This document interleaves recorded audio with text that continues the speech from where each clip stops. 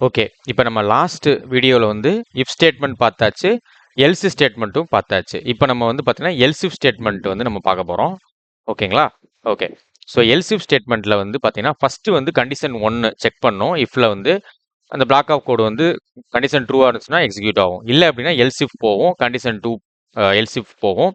அதுக்கப்புறம் இந்த கண்டிஷன் வந்து ட்ரூவாக இருந்துச்சுன்னா இது வந்து ரெண்டாவது கண்டிஷன் வந்து மேபி ரெண்டாவது கண்டிஷன் வந்து பிரிண்ட் ஆகும். ஓகேங்களா? பிளாக் ஆஃப் கோடு வந்து எக்ஸிக்யூட் ஆகும். இல்லைன்னா ஃபைனலாக வந்து எல்ஸுக்கு போயிட்டு பிளாக் ஆஃப் கோடு வந்து எக்ஸிக்யூட் ஆக போகுது ஃபைனலாக வந்து. ஓகேங்களா? ஃபர்ஸ்ட் ரெண்டுமே ஃபால்ஸாக இருந்துச்சா இது வந்து எக்ஸிக்யூட் ஆக போகுது. ஓகே. இப்போ நம்ம ரியலாக வந்து பார்க்கலாம்.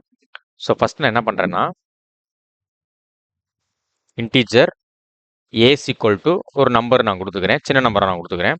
இதில் இஃப் ஏ லெஸ் தென் 10 அப்படி நான் கொடுக்குறேன்.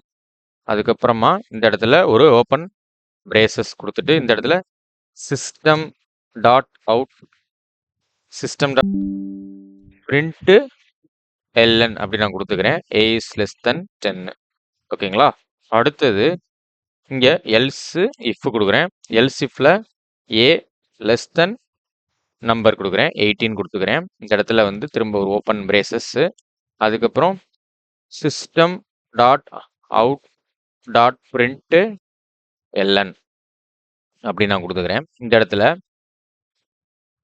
ஏ இஸ் லெஸ் தென் 18 நான் கொடுத்துக்கிறேன். டபுள் கோட்ஸ் க்ளோஸ் பண்ணிக்கோங்க. அதுக்கப்புறம் செமிகோலன் வச்சுக்கோங்க. ஓகேங்களா? அடுத்தது ஃபைனலாக வந்தாச்சு எல்ஸ். இந்த இடத்துல system dot out dot print LN அப்படி நம்ம கொடுத்துட்டு டபுள் கோட்ஸ்குள்ள நாட் அப்ளிகபிள் நம்ம கொடுத்துக்கிறோம். ஓகேங்களா? இப்போ நான் இதில் வந்து ரன் பண்ணி பார்க்க போகிறோம். ஓகே. ஸோ இதுதான் நம்ம கொடுத்துருக்கோம். ஃபர்ஸ்ட் வந்து நல்லா கவனிங்க. இன்டீஜரில் ஏஸ் ஈக்குவல் டு 1 நம்ம கொடுத்துருக்குறோம். ஏஸ் ஈக்குவல் டு 1 நம்ம வந்து கொடுத்துருக்குறோம். ஒரே நிமிஷம். Okay. Integer A's equal to 1 நம்ம கொடுத்துருக்கோம். ஸோ இப்போ வந்து பார்த்தீங்கன்னா 1 இங்கே வரும்.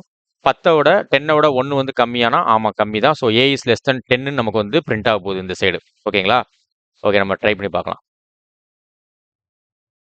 ஓகே, ஃபர்ஸ்ட் கண்டிஷனே ட்ரூவாக இருக்கிறதுனால அடுத்த கண்டிஷனுக்குலாம் இது போகலை. ஸோ ஃபர்ஸ்ட் கண்டிஷனே வந்து நமக்கு வந்து ஓகே ஆனால ஏஸ் லெஸ் தென் 10 வந்துருச்சு. இப்போ நல்லா கவனிங்க. இந்த 1க்கு பதிலாக நான் என்ன பண்ணுறேன் அப்படின்னா ஒரு நம்பர் வந்து ஒரு 12 அப்படின்னு நான் கொடுக்குறேன்.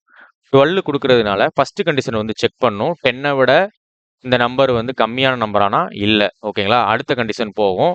ஸோ இது வந்து 10 விட பெரிய நம்பர் தான் கொடுத்த நம்பர் வந்து, அப்புறம் 18 விட கம்மியான நம்பர். ஸோ அதனால ஏ இஸ் லெஸ் தென் 18ங்கிறது பிரிண்ட் ஆயிடுச்சு.